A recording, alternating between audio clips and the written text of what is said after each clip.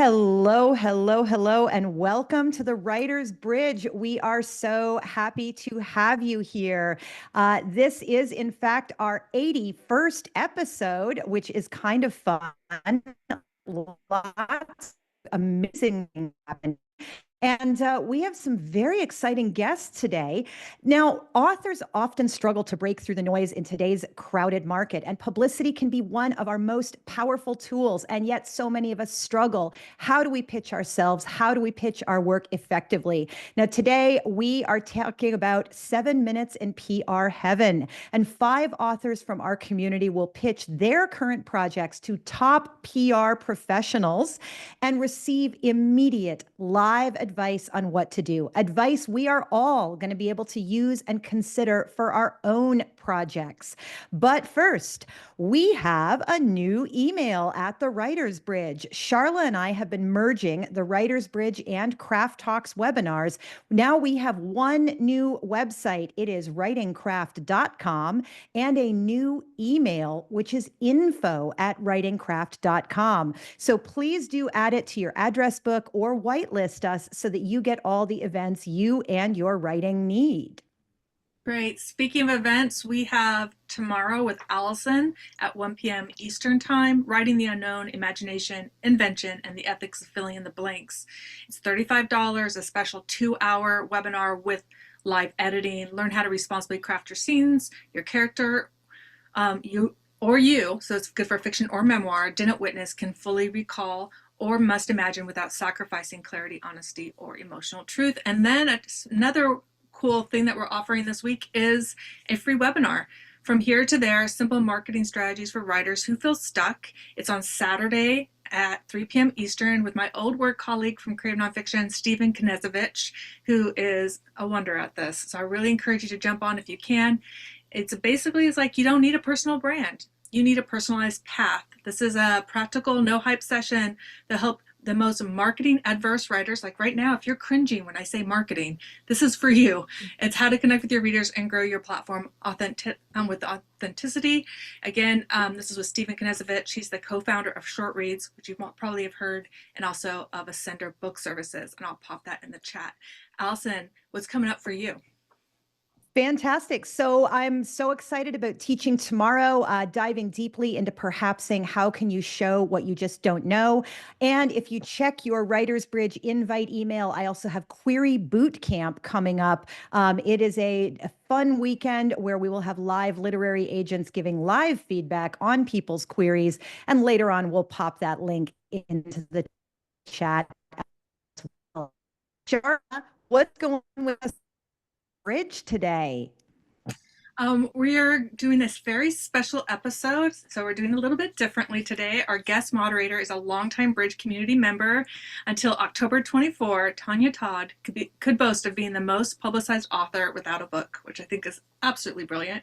Now she shares her publications at workshops and conferences across the country while mentoring other writers, teaching literary citizenship, and promoting support of the arts. Thank goodness, right? Her passion for empowering writers is a huge asset to our literary community. Welcome, Tanya. I happily say it's over to you. Thank you very much for that. And, one of the things that I should mention is the reason I was one of the most publicized authors without a book is because of the people that I've met on this journey. Joylyn and Jen are definitely a part of that. I have been around brilliant minds who have helped me get in the public, pushed me to do more than I thought I was capable of doing. Like my first MC event was for Joylyn at her conference, Path to Publishing conference, Act Like an Author, Think Like a Business. And it was terrifying. And she said, you can do it. And I did it. And now I do it regularly. It's just one of those things. You surround yourself with people who elevate you. And then in return, you need to elevate the next generation. And that's what we're trying to do today is spread the love and the wisdom by showing all of you just these jewels that will help you get a little bit farther in your career, a little bit farther with putting your book out there or putting your project out there, because it's not always a book. Sometimes it's a podcast. Sometimes, it's something like this. So I don't want to take a lot of time away from the people who are here pitching their projects because we only have 7 minutes in the hot seat. That sounds like it might be a lot of time, but it really isn't.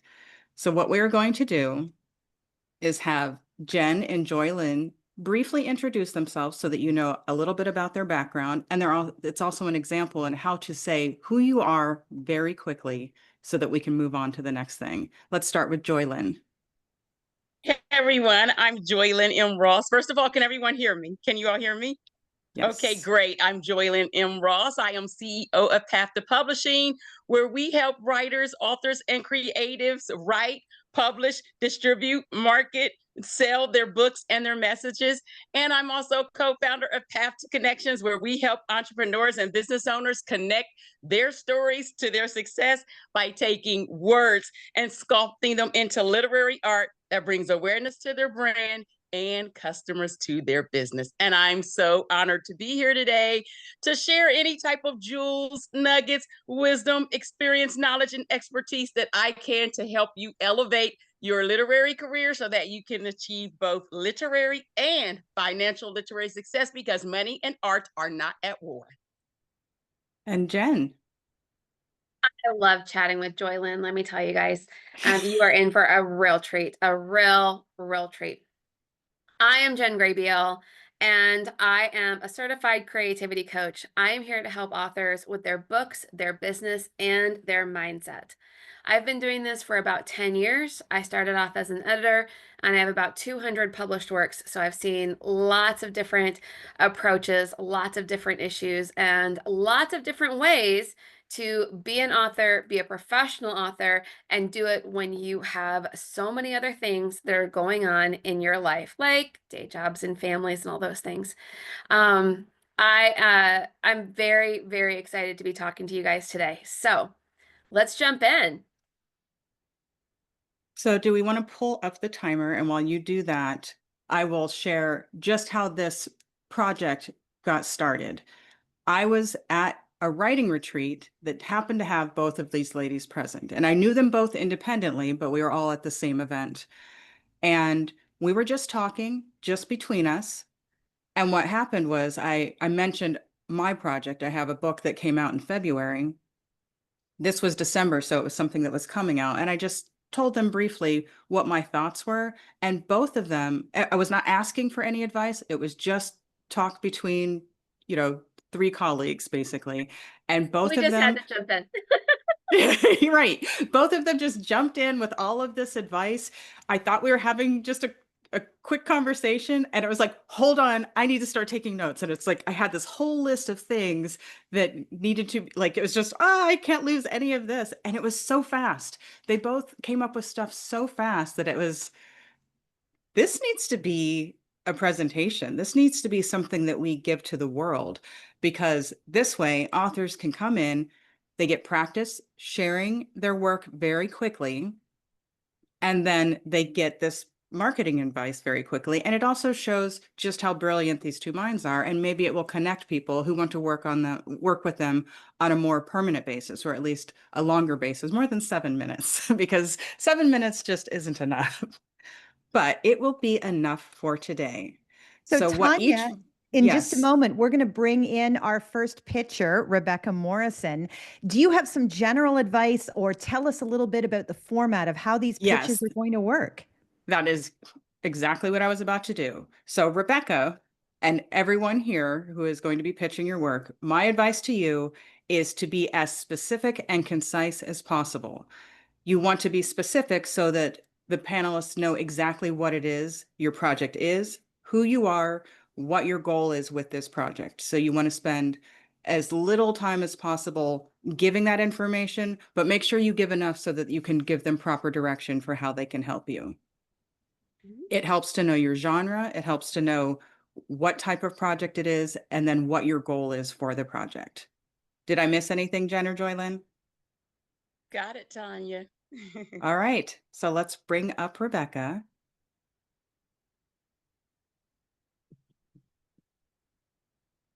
Hi. All right. Oh, is it starting? Go ahead. Yes. Yes. Starting. Great. Hi, I'm Rebecca Morrison. I turned my memoir into a middle grade novel. It's coming out with FSG March 2026. I have I'm I want to know, one, if you're with a big five publisher, how much work do I need to do? How much do I need to rely on them? As a middle grade novel, what specifically I should do in that genre, because it's the marketing I understand is a little bit different than the other genres. I want to know, as an essayist, that's something I am good at. I have relationships with lots of editors at big pubs. I have 3 viral essays that I have done in the past that have hit, marks. My memoir is my middle grade is about Iranian immigrant, 13-year-old mother-daughter struggle, body issues, and eating disorders. So there's different themes there. Thank you so much. Oh my Jen, gosh. you Well, want to I go just ahead? want to say congratulations Thank you. on putting all of that together and being able to create something that is going to have hopefully a really big impact on women and on girls, and on the on that one difficult relationship, not only a difficult relationship with a mom as a girl enters those teenage years, but also that difficult relationship that girls and women tend to have with their body. So thank you so much for putting that all down on paper and being able to share it with the world. That's a really tough thing to do. It sounds like you have a lot of wonderful things that are already working for you. So having essays go viral, I hope that that means that you have a nice following, either in terms of a newsletter or on your social media. Excuse me. But that's also a really wonderful place for you to be able to take the leap into getting more interviews. You know, we're talking a lot about PR and press today, so so if we keep that focus there, there's a lot of opportunities for you to be able to tell this story and get out there. One question I want to address real quick is that difference between you have a big five publisher, what will they do, what will they not do, and what's on your shoulders to get done. And just to address that, that is going to be a different answer for every single person. It depends on how much money and energy and time that your publisher has decided to put behind it. As a general rule, they cherry pick a certain number of authors to really put money behind. And then for other folks, it is a very small amount of money, a very minimal amount of effort. And what you're getting though is the distribution out of it. So you're able to be on shelves that people wouldn't necessarily be on. And you have to figure out how to use that to your advantage. So I don't know what your publisher plans to do, but what I'm going to do is I'm going to kind of speak to it from assuming your publisher is not doing a ton. Um, in terms of middle grade, one of the things that you want to think about differently is the fact that while your content appeals to a young audience, the people who purchase your book are parents and grandparents. So what you'll find is that there's a little bit of a difference in how that gets marketed because you're not speaking directly to the reader. So that's something to keep in mind.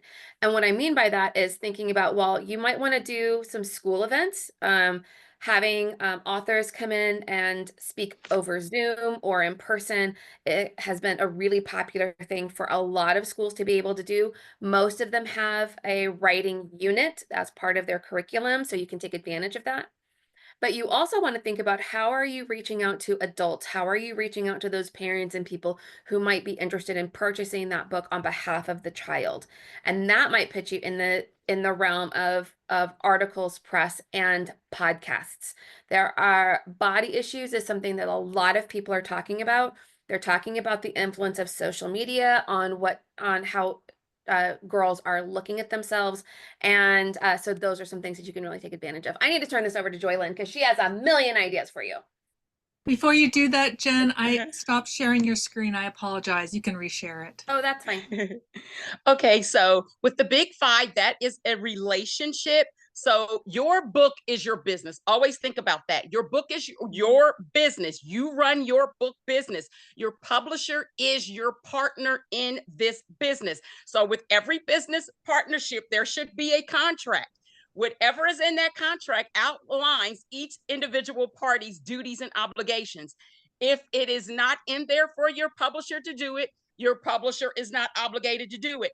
But There's always the power of an ask. And remember, an ask is not, this is what I need from you. The ask is, how may I help you? So you have to show your publisher how helping you helps them achieve your shared vision and goal. Okay, so they are your partner. So just remember that, keep that in mind. Whatever's not in that contract, assume they're not going to do it, but don't be afraid to ask them to do it and to give them a reason why they should help you reach this dream, vision, and goal. Because when you win as their author, they win as the publisher. Okay, so for schools, remember the PTA and the PTO. I know we like to go to the principals. I know we like to go to the librarian, which is great. Don't forget the PTAs and PTOs. Those kids sell a lot of candy bars. And us parents, we've got 15 pounds worth of chocolate wanting author visits to come in, okay? So don't forget those PTAs. Don't forget those PTOs. You know what? Show up at those PTAs and PTO meetings, even if you don't have any children there, because what they love is service. I don't use the word marketing. Do not market, serve. Any dollars you have set aside for marketing, use those to serve instead. How can I serve instead of stale? What can I do with this $500 instead of give it to Amazon, instead of give it to Google, instead of give it to a billboard, instead of give it to a print ad? I can adopt the Stu Library and I can take $500 worth of my book that I can mark off on my taxes anyway, and I can serve instead of stale, instead of market. Remember, you are a resource. You are a servant. You have a message to deliver that is going to touch and change lives. It is your goal to make sure you are in alignment with organizations, not just school, who have a shared vision, who have a shared mission. Make sure that that resource becomes a source. What do I mean by that? Another partnership. How can you fund? I believe in, touching one life at a time, but what I believe in more is touching mass lives at a time, selling those books in bulk versus one book at a time. So really partnering with get those individuals. And what I love is that you have existing collateral. You have essays that have gone viral. Use what's in your hands to show that you are a resource, that you have the experience, the wisdom, the knowledge. You are a trusted resource. Use that existing marketing. Joylyn, I think that's time. Is that what you're showing us, Jen? It's time. It's okay. time. Sorry, I couldn't see the timer anymore. I hope you got that. I talk fast because I always have so much stuff. And like I tell my team, I might die tomorrow. I got to tell you everything I can right now. Okay, let's get to our next hot seat guest. And there will be time. We're trying to make sure that there's time for questions at the end. So thank you very much, Rebecca. In the chat. Everyone, just put your questions in the chat. And if there's time at the end, we'll be able to address those, and we can go from there. And Sharla and I will mark those questions with the question icon. So please don't use that one yourselves, because that's what Sharla and I use to make sure those questions get seen. Okay. Tanya, next we have Teresa next, right? Yes. Let's start. Yes, go ahead. Thank you. Welcome. Okay. Thank you. Welcome. Thanks for having me. Greetings, everyone. I'm Teresa Stovall, author and creator of Mixed Auntie Confidential, a Substack blog that serves riffs, rants, and raves on identity, culture, and community from a fresh, authentic perspective. Genre is multiracial identity, anti-racism, and anti-colorism. For 3 years, Mixed Auntie Confidential has smashed popular myths and stereotypes through entertaining and enlightening commentary, journalism, original poetry, and profiles of experts who provide relevant products and services. Target audience, mixed race people, and non-mixed folks who find us interesting. Goals: to optimize and monetize Mixed Auntie Confidential. In the next year, I want to become a more recognized go-to resource, grow my 500-ish free subscribers to 2,000, and grow my 15 paid subscribers to 200 and give them exclusive content. Biggest publicity challenge: how to grow my digital presence to drive folks to visit, subscribe to, and recommend Mixed Auntie Confidential. Thank you. I'm going to let Joylyn go first on this one. So I absolutely love it. I think it's so challenging when you are owning your own IP on a platform such as Substack. But then at the same time, you are on a platform such as Substack. and you have to do, like you said, there's a lot of time, effort, and energy that has to be dedicated, carved out, committed space to do that. So then you have to think, well, am I going to just do it in this one space? Do I have to start over here? Where is my audience? Could I be doing this same thing, putting these same efforts to my own platform? That's what I always ask individuals. It always makes sense sometimes where a platform has an existing audience, but then do you have to work just as hard to tap into that existing audience as you would a blind audience to get them to your platform? And I know when you're working with Substacks and you monetize, there are different percentages to come out. So at the end of the day, first of all, I say, make sure it makes sense so that it makes sense. Whether you are one of those individuals who say, well, I don't do this for the money, that's fine. But it costs money to move a message. So again, think of this as your business. There has to be some type of overhead, of course, unless you're going to tap into resources, which I shared earlier. When you can tap into different resources and organizations, that's when you can come into sponsorship opportunities. And those sponsors can put you before their audience and before that platform, and they can share you as a trusted resource as well. And where do we find you? We find you over on Substack. So just like with anything else, what's a lead magnet that you can use to get people over there to really want to engage with you and then keep them over there? It's kind of different with Substack versus social media. The goal of social media is to be on there and be social so that you can get people over to your monetizing and maximizing platform. Let's say it's your website. Your goal is to not stay on social media. Your goal is to get them over to your website so that they then become your connections, your followers, so that you can have them opt into your newsletter. Once you begin to build that newsletter, and I believe that's for any platform, even with Substack, or whether you're Medium, wherever you're monetizing your content, you want to make sure there's no place like home. Your own virtual home, your own virtual real estate. And you always want to put more into that than anybody else's platform who is just letting you come over and pitch a tent. So I love that you have exclusive content, because hey, if this is what you're giving us for free, I can only imagine how what I pay for can change the trajectory of my life, can add benefit and add value. And don't be afraid to say that. Don't be afraid to tell people how not great you are, how not great your information is, but how great the information you share is going to change their lives. Remember, your audience is the superhero of the story. You are a main character. It's how these things are going to change their lives, the great things it's going to do for their lives. And I just had a quick question, and I'll turn it over to Jen. Do you do topical subjects? Because I know that can be tricky, getting people to go back and review and reread topical conversations. I do a combination. Okay. I do a combination of topical. So I'll give you an idea of a few recent posts that have gotten the highest engagement. One This is for how you, Jen, because I'm going to turn this over to you, Jen. So please listen, Jen. Okay. Okay, so real quick, how the movie Sinners is revolutionary to me. Should mixed actors play Black roles? Cracking the belonging code for mixed folks, and who needs a mixed race heritage month? So I do topical, I do general. I'm all, I do a combination. I think that's all fantastic, and thank you so much for what it is that you're doing. I'm gonna go in a slightly different direction for you. And the first thing I'll say is that if you are writing a lot of information and putting a lot of stuff on your Substack, you mentioned that this has been going on for about 3 years. I don't know how often you're posting, if that's once a month, once a week, or what it is that you're doing, but chances are really good that you have a book that you've already published. So one of the things that you could do is to kind of look at some of that content and figure out how you're going to repurpose it. So a book is going to be somewhere in the neighborhood of, let's call it 55 to 75,000 words. So that, whatever number of posts that equals, you want to think about taking topics that maybe are thematically similar timing wise similar, audience wise similar, like however you want to organize that.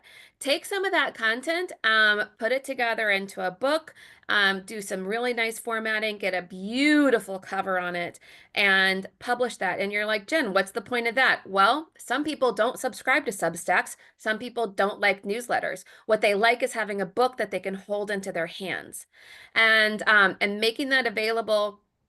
You know, obviously you can put it up on Amazon, but you can also sell it through your own website. You can also think about all this knowledge and information that you have to share.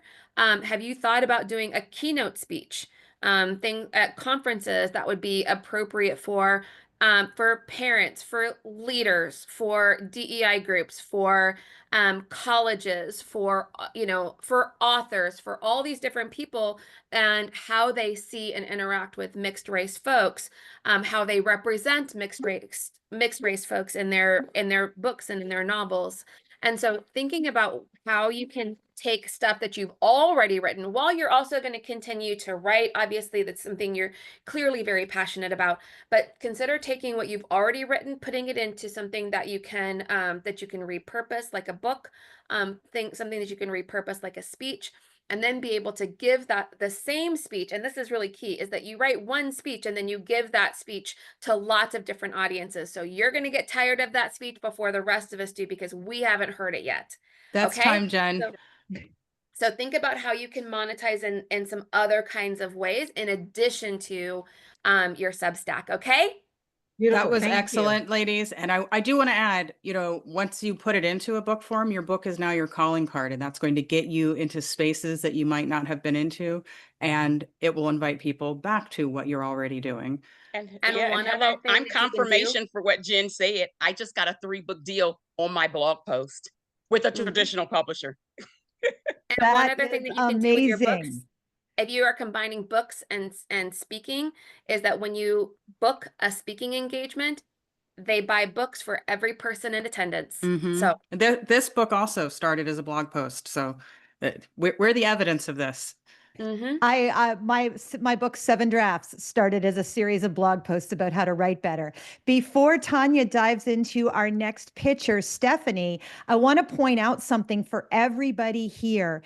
It is always great to be prepared. The story I always remember about Madonna is that when she was first breaking in New York, she carried her demo tapes everywhere. If she was running to the bodega for cigarettes, she was carrying her demo tapes because she wanted to always be ready to pitch herself to anybody she ran into who could help her. And so I want to compliment our next pitcher, Stephanie, who has noticed that even though I didn't ask our pitchers to send me written information about their pitches, she noticed that I was typing information about the pitchers into the chat, and she promptly private messaged me with all of her pitch information, which let me then paste it into the chat so that all of you could see it. So I want every single person who's here to think of one amazing thing about yourself, your work, your book that you are ready to share at a moment's notice at any time.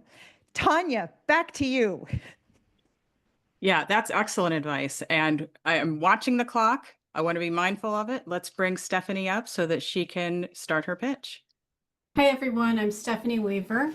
My book is called Bittersweet. It's a personal growth memoir that'll be out in April of 2026. I was 30. So the book is about, I was 30 when I confronted my parents about my childhood sexual abuse. When they denied it, it caused a 16-year estrangement. And my book explores my decision to estrange from them as well as to forgive them and reconcile, despite never getting an apology.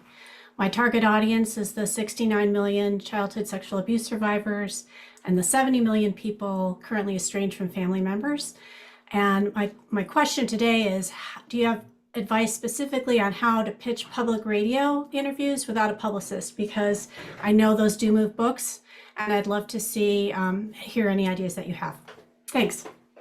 Jen, you can go first this time. Yeah. Stephanie, public radio is a really fantastic place for you to put that together. So the two things that you're going to put together for yourself is, yes, a pitch, which is the email that you will send, but you also want to make sure that you have put together a media kit.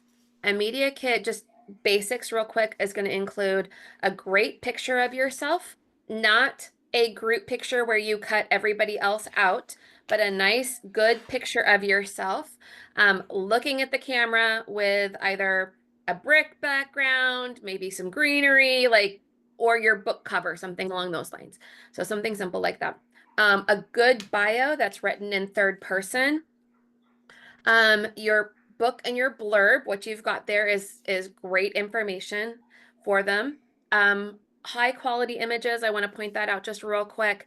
And then the last piece of your media kit that takes a little more time and effort to put together is helping the person you're pitching to understand the interesting and unique stories about your book, how you are connected maybe to their audience, and really understanding that you're pitching to the right person.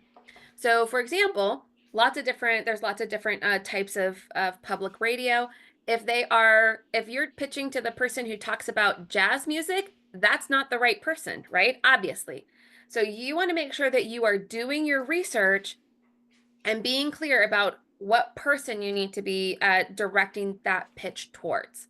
In addition to public radio, I will also point out that a lot of people have turned to podcasts, and there are lots of different types of podcasts that you can direct yourself to.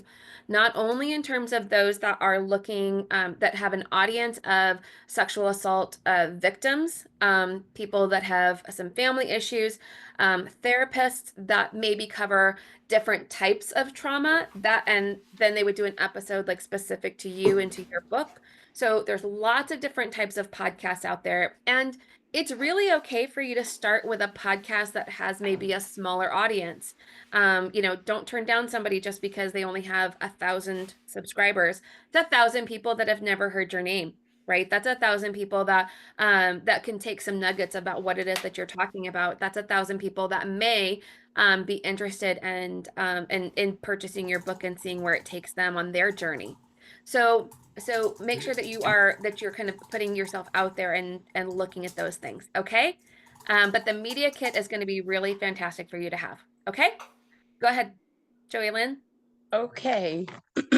So when we think about public radio, I like to tell people to start. You always want to do your due diligence, of course. You don't want to be on a show just to be on a show. You want to make sure the information you have is connected to their audience. So you always want to do your due diligence. You want to listen to shows that are in alignment with your topic. You want to start calling in.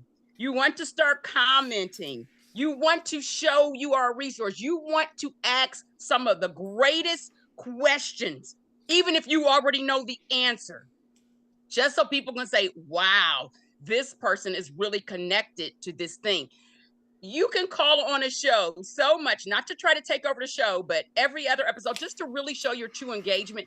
The next thing you know, you may be invited to not only be a guest, but to even be a co-host. I have clients who have turned into co-hosts, someone from calling in, sharing their wisdom, knowledge, expertise, sharing their own story. Remember, we're business owners here. We're entrepreneurs. We are running a book business, a literary business. We have a literary career. Every entrepreneur and business owner's first marketing asset and their first product is their story. So it's your own personal story that is going to connect to those who need exactly what you have. So you want to have speaking topics and things. This is all the stuff Jen shared with you. You want to have this on your website. You don't want to just create these amazing media kits or one sheets and just have them for when someone asks. Make it available. I always tell my clients that someone should be able to come to your website and get an idea of exactly who you are, what you do, how you do it, the results of how you do it, so that you might want to have that impact statement. I love that you gave us data. I love that you gave us the 69 million childhood sexual abuse, the 70 million estranged from their families. Data is great. People really love that. They know you are coming with that level of expertise, but at the end of the day, what explains data more than anything? Your personal story. Data speaking for itself is boring. So you never want that to happen, but using your personal story, even if you have to go live to create your own segments, and don't worry about numbers. This is stuff you can repurpose. Go live on whichever social media platforms you are on. Go live on your phone and repost it and start sharing this information. Another thing you can do is, like Jen said, be a guest on podcasts. I personally tried to start a podcast. That takes so much work. I don't believe in balancing. I believe in managing, and I could not manage that. Balancing, I look like a 1-year-old trying to learn to walk. I look like, the worst circus type rope walker without a net ever. So I don't do the balance thing. I manage it. And what I found is that running the podcast, when you are really there to serve, it was too much for me. So it was better for me to be a host, be a guest on the different podcasts, on the different blogs. And then what I do is I create a playlist, especially it's summertime. Here is my summertime playlist for your blog, blogs, but it's not mine. It's just where I've appeared. And that just goes for anyone. For all of your interviews you've done, whether it's in print, whether it's video, whether it's audio, you should have a playlist that you should be sharing. A spring playlist, a summertime playlist. You have the beach reads, you have your summertime, beach podcast playlist. That worked for me. It was much easier for me to show up on somebody who had already built their platform, already had an audience, they had already dedicated and committed. I just knew I had something that could come touch, change, and even save lives. And that's what you have to look at this. You have some information that's going to touch, change, and save lives. Share this message. Have the different type of your talking, your speeches. I don't necessarily recommend giving the same speech over and over. Know your audience. Discern. You can give the same type of information, deliver the same type of information, but switch it up to the point where if someone does happen to be in the audience again, it's coming across as more authentic because it's not something canned, which is why I believe in storytelling first versus creating pitches. Pitches tend to come from the head while your story comes from the heart. So if you can embed that story into your heart, you're not going to have to memorize anything. It's going to flow differently and it's going to connect to that audience, and you're going to say it in the way it needs to be said. And remember, it's not about what you want to say, it's about what needs to be heard. Joylyn, that's time. Thank you so much. That's actually more than time. Go ahead and close this, Jen. I'll keep track of the timer on my phone because when you switch to get the stuff for marketing, it paused the timer. Oh, sorry. Okay. It's okay. So just go ahead and close that. I took the media kit list of things that you needed and I put it into the chat. So I'm sorry that I didn't realize that was showing up on the screen. Sorry about that. It's okay. And for whatever reason, it paused the timer in the presentation. So, Bummer. Okay. So that you can do things like that, because I think that's more useful than seeing the timer. Everyone's being really good about being concise. It doesn't seem like we need the timer for this group. So I will keep track of the timer on my phone. You need the timer for us. We're going to keep talking. but I will flash when we're getting close. If you see me flashing, that means wrap it up for the next person. But all right, fantastic. This way, everyone can see your lovely faces. To my left. I'm deliberately looking to my left. I don't see you. I'm just kidding.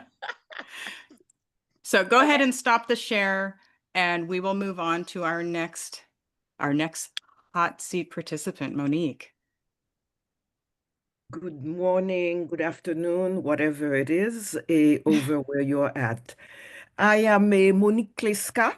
This is my third book, but it will be my first in English and published in the United States. My other books have been published in my home country of Haiti. I am also a journalist who's been published in major newspapers and magazines, but more political kind of stories or op-eds or reporting. My memoir is called Silence and Resistance, Memoir of a Girlhood in Haiti. It will be hard launched on September 16th. It's a hybrid publication. The publisher is Wordy, and it takes the reader through my upbringing under a totalitarian regime, the Duvalier dictatorship, where I endured domestic violence, a lot of forced silence, some terror, a loss, migration, generational trauma, and as well as discovering some buried secrets of my family's past, all in a kind of quest for my identity after the earthquake and the seemingly lost PTS. And so it's really a final reckoning, which comes to my transformative journey of self-discovery. So what I really am interested in, and I am working with a publicist, but a couple of things. First of all, what to focus on, or should I focus on anything, because there are so many pitch subjects. And also, I am not, there are so many when I read about the glossy star power of matriarch and all of that. And I'm like saying, well, what does the little me do? And I think there is potential, but the dream is to really have that kind of star power that is at a level that I can sell a lot of books, many, many, many books, thousands of books. So that's my ambition. That's my goal. That's my dream. Thank you. Joylyn, you want to start with this one? Yes, absolutely. I love the fact that it's both a niche subject matter, but then you have so many different topics. So I do recommend that you use the bullseye effect. Okay, so what that bullseye effect is, you're going to have this one target. This is your first English book, your first US book, but it is dealing more so, and it's targeted, and you'll be able to connect more with Haitian women. So that should be your target. So you have your bullseye effect. And this, again, it goes for any author. What is that target audience? We know there's still going to be people who say, well, everybody can benefit from the book, and that's fine. Hit that target. And once you have hit that target, then you wind out. Now your target, you're going to focus on the domestic violence. Now you're going to focus on the generational trauma. Now you're going to focus on the self-discovery, if that makes sense. But hit that target. What is that target? And the niche, I enjoy being, and this is just me, I heard you talk about matriarch. Me personally, I kind of like being the big fish in the little pond to start. So you be that big fish in the little pond and not trying to come right out and be in that big ocean and one of the little fish in many, because really matriarch, it's just that. But it's not necessarily star power, it's connections. When you look at who she was connected to, when you look at an author, I'm always saying, use what's in your hand, use what's in your hand. Use what's in your hand. Who do you know? Who are you connected with? Who are you building those authentic, genuine relationships with? The power of the ask is phenomenal. Speaking what your needs are, sharing those things, what you are doing. You never know who is in that space, who can bring you to that fruition, who can help you meet those dreams, vision, and goals. And I always say, start with the unicorn. Don't be afraid to tell people what that unicorn is. But if all they can offer you is a pony, take that pony. And then next, we're going to graduate to that horse. So I love that you have your a hybrid publisher. It's traditional, but you truly do have that collaborative publisher. Okay, Tanya, I see you. I can't fake not seeing you. You just waving that big old thing in there. But so make sure that, again, you have a clear understanding on what they are going to do and what you are going to do.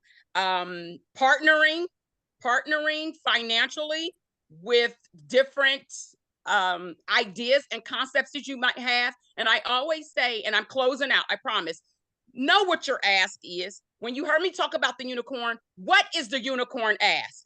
If money wasn't an issue, if not knowing the right people wasn't an issue, what is that unicorn ask? Write the ask and then write down different steps, ideas that you could possibly take in order to achieve those asks. Remember, a goal is not a plan. Goals are just goals. A plan is just a plan, and then act on it.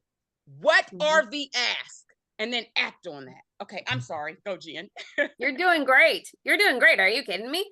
So I want to hone in a little bit on something that Joylyn was talking about when she talked about target audiences. So so you think about starting off with Haitian women, right? So maybe it's women living in Haiti, or maybe it's Haitian women that are living outside of Haiti, right? So you think about those. And when we think about how do you connect with them, right? Are there organizations they might be a part of, organizations that are either supporting them or organizations that Haitian women tend to support? And then as you move out from there, you know, think about other women from the Caribbean area that are, and how do you connect with them? How do you reach out to them, whether that's in their own country or by going through organizations that work specifically with immigrants. So thinking always putting them at the center. And when we think about who that target audience is, whether we're talking about you know, women that are living in the United States, for example, when we think about women living in the United States, what 1 or 2 topics in your book are going to speak to their heart, right? Because that's how you make that initial connection, that real quick, this is the part that's going to speak to them, right? How do you get them on your side? And only talk about, you know, or try to focus in, when you focus in on an audience, focus in on a topic at the same time. And when you connect that good topic with that audience that speaks to their heart, right, they're going to remember you. And like Joylyn was saying, you know, this is not about making yourself small or having a small message. This is about, you know, look for people that have an audience of 10,000. Look for folks that have an audience of 50,000. This applies to everyone. I mentioned about starting with some small folks. That has more to do with your comfort level in terms of being interviewed, not because that's where you have to start. If you are comfortable, talk to 10,000 people at a time. Talk to 50,000 people at a time. There's no problem with that, okay? That's All time, right. Jen. I know we're out of time. Go ahead. So much Thank advice. you. See, this is as hard for us as it is for all of you to share your work. Mhm. Because they have so much that they want to give you in these little bitty time slots. But we are at Allison and Sharla. So Sharla and I have shamelessly shuffled ourselves in as the last pitch, in part because we know a lot of you are also people who are expanding beyond books. You are getting into courses, you are getting into webinars, you are getting into coaching, you are getting into offerings that are more than a single physical product. Sharla and I run the Craft Talks webinar series, and I also offer courses and virtual intensives. We have offerings at price points from free, like the Writer's Bridge, to $15 webinars, $50 seminars, $400 workshops and virtual intensives, and travel retreats and in-depth courses like Project Memoir that cost thousands. Our funnel is working well. People try us out with free and low-cost offerings before they invest more money and more time commitment. And we're about 95% on high-quality content that our participants love. Thank you for being part of it today. But we'd like to expand our audience. We want more BIPOC writers, more novelists, because we have primarily memoir and nonfiction writers. And weirdly, we need more men because writing events tend to be primarily women. Sharla? Right now, our marketing is our 3 overlapping mailing lists that total about 13K people. Essays from our teachers and with actionable writing tips posted on the Brevity blog with readership of 50,000, and social media posts across platforms. We do no paid advertising, but we're wondering, how should we expand our efforts? Excellent. Okay, Joylyn, do you want to start with this? I know you have a ton of information for them already. You can go ahead, Jen. First of all, It's Jen's turn to start. Okay. The things that you guys are doing you're already doing a ton of great stuff. But if you want to move into fiction writing, right, then you have to make sure that the things that you are offering apply to fiction, which is going to be a little different than that nonfiction and memoir, obviously. You want to think about bringing in some folks who specialize in fiction, and maybe focus more specifically on genres and having people pull into the different genres. I come from a genre background. I've worked with romance authors for 10 years, and there's a lot of feeling that nonfiction writing workshops don't necessarily have a lot of information for those fiction writers and for genre writers specifically. That has in two different ways. Number one, the writing itself is very different. And number two, the marketing is very different. So you want to make sure that you bring in authors and bring in teachers that are going to appeal to that genre audience. Not only in terms of the people that you bring in, but people that will extend your reach, that will talk about you in their newsletter, that are going to talk about you on their social media, and that will provide you with that extension that you're looking for. Number two, I would say that the other thing for you to think about doing is placing yourself in conferences that are going to appeal to those genre writers. Get your name out there as someone who has content and information that does apply to the fiction writers. I can tell you, I know that a lot of your content does. I've spent some time on your website, and I know that you guys have a lot of information that genre writers would be able to immediately implement in their writing. But there's always going to be this little barrier that thinks that's not for me because it's nonfiction, because it's memoir. So you want to make sure that as you're looking at your content, how are you retagging it? What is your SEO looking like that brings people to those pages? And what conferences can you attend or can you apply to that would put you into that realm? So there are genre organizations all over the country for every single genre that you can possibly imagine. So, here again, use that target that Joylyn was talking about before. Pick one and expand from there. Pick topics that speak very clearly to you and are going to appeal to that fiction audience, and focus on those, and then go on from there. And I see that it says that yes, that you have webinars for the different genres, but if the genre writers don't know about it, then they don't know to come here for it, right? And that's where you have to work on your reputation. And that's why I say going out and putting yourself into positions that you haven't been in the past to draw people in. And the great thing about conferences is that a lot of times, especially virtual conferences, they're pretty much free for you to attend, and you're there to be able to offer that service. And you already are in the situation where you have the free, the low cost, the medium cost kind of things to really draw people in. I think that once people know you exist, then that's going to be a great trajectory for them. Okay, go ahead, Joylyn. I love this because that is what has set Path to Publishing apart from day one.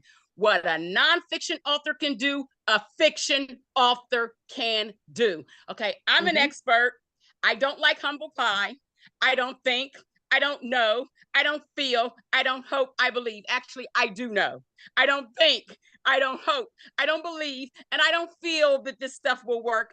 I know it works, and it works for fiction and nonfiction. Fiction authors are experts. I had my colleague who wrote a fiction novel about a man who cheated, he was a basketball player and he committed infidelity. So next thing I know, I look up and she's on ESPN with her fiction book. She's talking about a subject matter. First, as fiction authors, we write about what we know. We truly do. We research what we don't know, and then we make up all the rest. But between lived experience and research, we are freaking experts. And I make it clear as day that the information I share works for authors of all genres. You just let them know, hey, this is not just for nonfiction authors. Fiction authors are expert too. Romance authors, do you know how many marriages you've kept together? Erotica authors, do you know how many marriages you kept together? I mean, so seriously, think about that. Your lived experience makes you an expert. And what I tell every author, regardless of your genre, regardless of whether you have 0 books, 1 book, 10 books, whether you did everything wrong or everything right, you have something you can teach. Think outside of the book. Think beyond the book. you have something you can teach others, whether it's teaching them what to do or what not to do. If you want to target men, say it. We cannot be afraid to say, this is what we want. This is our ask, you know? Even if it starts off small and there's only 5 men, have something men specific if you'd like to. And when we talk about conferences, I've always married, it's another one of our USPs, I've always married literary experience with business. Think outside of literary and book conferences. I go to business conferences. That's where I'm building my male clientele. I've been building my male clientele specifically. I go to business conferences. I'm with those sweets. I'm with these CEOs who want to share their expertise, who want to share their strategies. And so I show up where they are. And they're not always at literary conferences. They're not always at book events. They're over there in those business conferences. So think outside the book, think outside the bookstore, think outside publishing conferences, and think business. You are all business owners. And please let me just close up with this. Everything you do from your heart.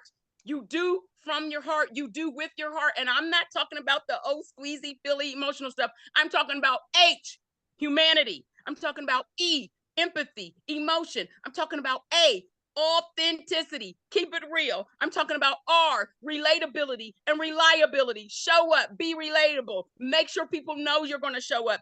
And the T, the trustworthy.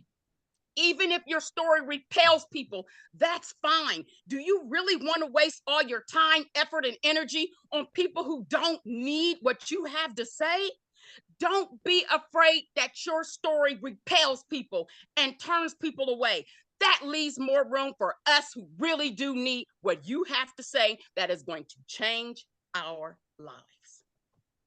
Thank you, Can I Joylan. tell Beautifully you how much said, I love this Joylan. woman?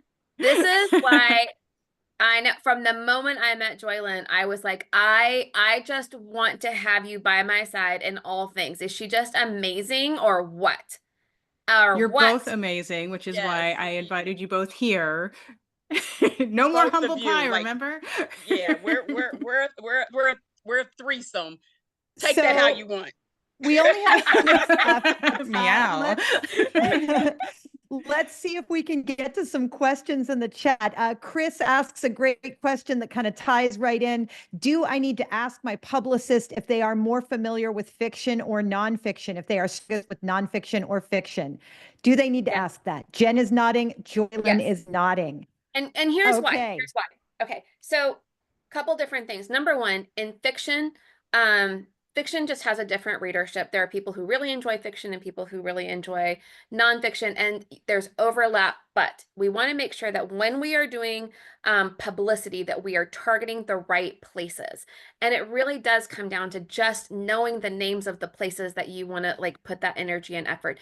It's not that a publicist who specializes in nonfiction can't do it. You're just asking them to step outside their comfort zone. So so lots of people have a lot of skills, but you really want to make sure that you're spending your money in the best possible way. So that's my advice, is that find somebody who really understands your genre. And if you are somebody who writes in a niche genre, okay, that has like some specialties, make sure that you are working with people who have tremendous respect for that genre. A lot of people will say things like, oh, horror, yeah, like that's fine, like whatever, but don't kind of focus on those folks. You want to really make sure that that people understand and have tremendous respect for the work that you're doing.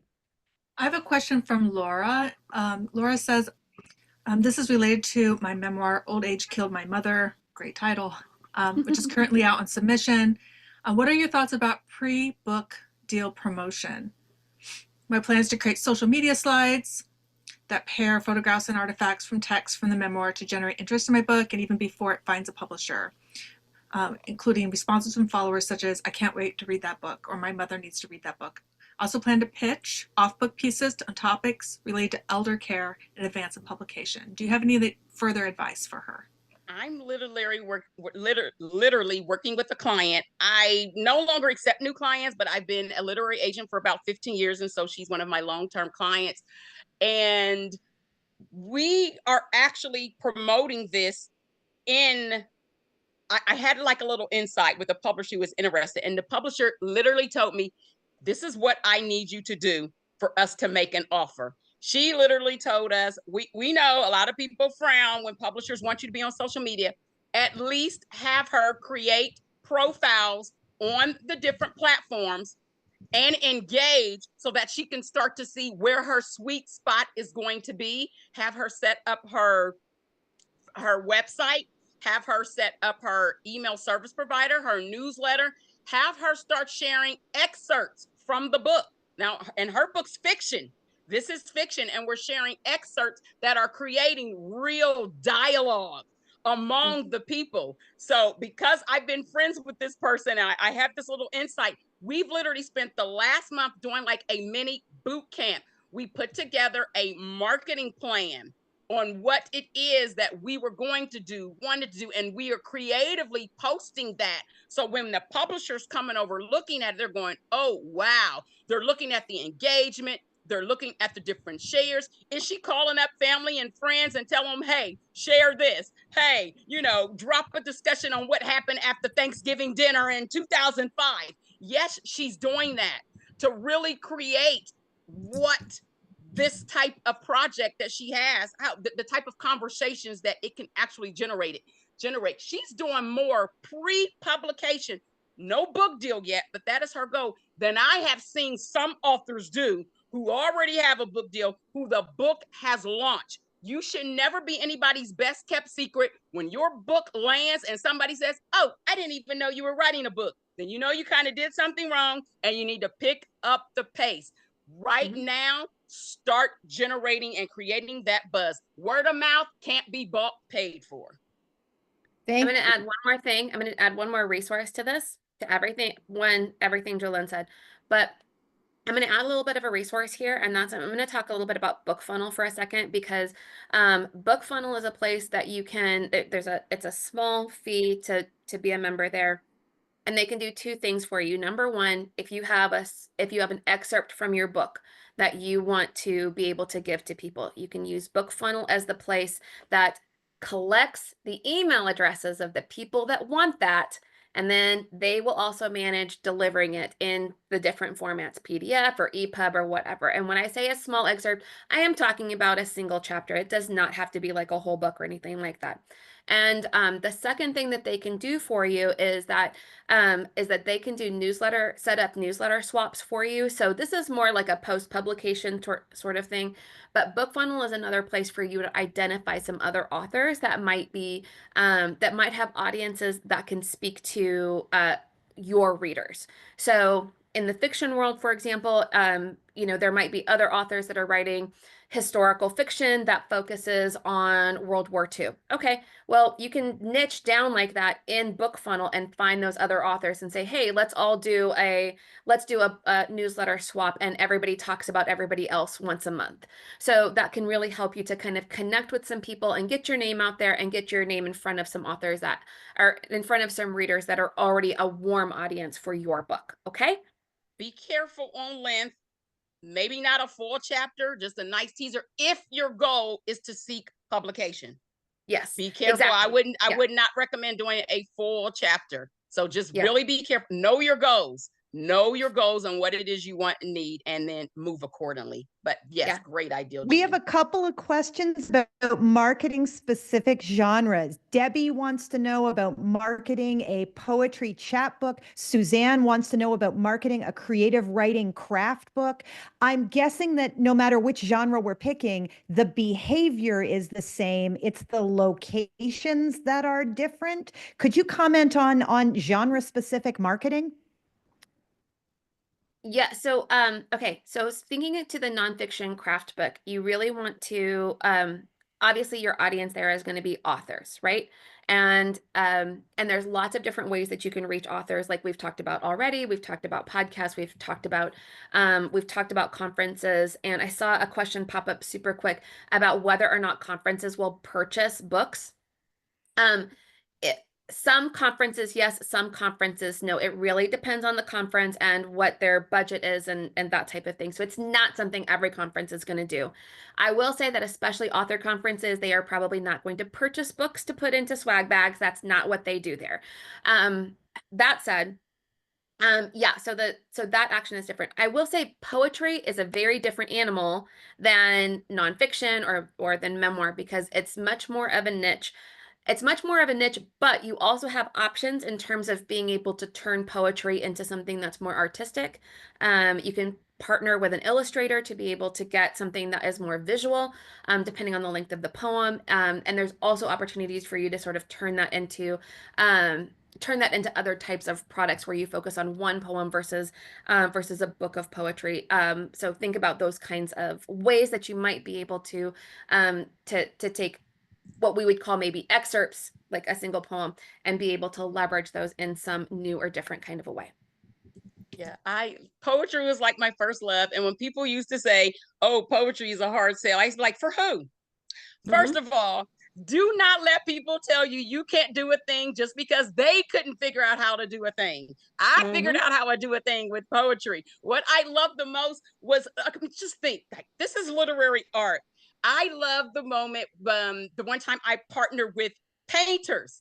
So it was poets and then it was painters, and we would be reading our poetry, and then the painters would be painting what our poems look like what they were hearing, and they would create these masterpieces. And then, of course, you know, if they sell the masterpiece, we'd sell our poetry books. And then sometimes we'd have liturgical dancers. They would be, so we created an experience. Create an experience. I don't allow my clients to say, oh, we're having a book signing. Oh, we're doing an author reading. Oh, we're doing a book tour. No, an experience. Put a name on it. Give something that they are going to remember. They are going to remember how they felt in that moment. So think of how you can give them experience, especially with these last genre specific. How can you turn this from a book or from you being a poet to an experience that makes them just want to take your words and your art home? It's so amazing. I was so itching for that. I Thanks. love that, Joylyn. That is incredible. We are nearing the end of our time, so I want to just pass it over to Tanya for a couple of closing words, and then Tanya's going to chuck it back to me. I just want to thank you both, you and Sharla, for letting us share these experts today. And I want to give a round of applause to everyone who bravely shared their pitches. It's very vulnerable when you're in the hot seat. And, you know, it's hard. You write this whole thing, and then how do I explain my book in just a few words? And I think everyone did a really nice job. So thank you so much for sharing your projects. Joylyn, how can everyone stay connected with you, support the work you do, or possibly work with you in the future? Please visit path2publishing.com, and you will be able to sign up for our newsletter where you will get writing and publishing and marketing and PR tips delivered straight to your inbox. And I don't have it on there, but for the business side, path2connections.com, where we're really going to help you more with your storytelling, not the story in your book, but the story in your heart, which is what you really need to connect to your audience. Connect your heart to your book so your book can then connect to the heart of your audience. So that's path2connections.com, and you can sign up for our storytelling newsletter there. Again, it's going to be more on the business structure side, because remember, our books are our business. And Jen, same question. You guys can find me at jengraybeal.com. We've got our email addresses and our websites up here. On my website, you will find a link to a free 30-minute coaching session. There's no commitment. There's no requirements on this. Just sign up and pick a time. And that's 30 minutes for you and I to talk about where you are, what's going on, and how I can help. I do offer coaching sessions beyond that first 30-minute talk. And in September, I'm going to be launching a 6-week coaching intensive for authors. We talk about craft, we talk about marketing and business, we talk about mindset. It's a whole 6-week program. So I'd love for you to join me, and more information about that is on the website. But cool tip here is that if you join the newsletter, you will get the biggest discount possible. So Fantastic. There's a tip right there, right? And I want to salute the amazing Tanya Todd. I know Tanya because I have done readings with her. I was lucky enough to meet her in person at AWP in Los Angeles last month. I am so grateful that Tanya drew us together with these amazing, incredible professionals. Thank you to the brave writers and pitchers who came and bared their hearts and stood up for their advice. Thank you so much, Joylyn and Jen, my amazing co-host, Sharla. We look forward to seeing you at Craft Talks as well. We've got loads of fun things coming up. Have a wonderful day, everybody. Happy writing, and please unmute yourselves for a joyful goodbye. Bye, everybody. Bye, Thank everyone. you. Bye-bye. Thank you so much. Thank you so much for having Thank us. you so much. Loved Thank it. you. Thank you, Sharla and Allison. Thank you. Thank you, Tanya. You rock. Jen, you rock. Ah, love you guys. Hey, Jolene. Oh, it's Queenie. Yay. That was awesome. Thank you so much for allowing me to be one of the authors that pitched. It was You did an